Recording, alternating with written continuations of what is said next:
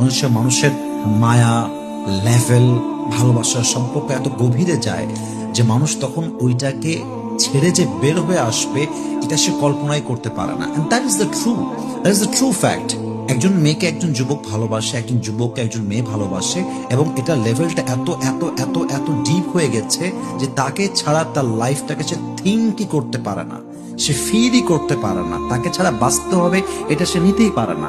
এটা একটা লেভেল আছে, এটার একটা পর্যায় আছে। সেই পর্যায়ে গেলে বান্দার হাতে কিছু থাকে না, তখন সবচেয়ে বড় হাতিয়ার হচ্ছে আল্লাহর কাছে ধৈর্য চাওয়া, আল্লাহর কাছে ধৈর্যের মাধ্যমে সাহায্য চাওয়া, আল্লাহর কাছে বারবার বারবার বারবার দোয়া করা। হাদিসে আসছে যে দোয়া এমন একটা জিনিস যা বান্দার ভাগ্যের চাকাটাও পরিবর্তন করে দেয়। সুবহানাল্লাহ পড়বেন না আপনার সবাই?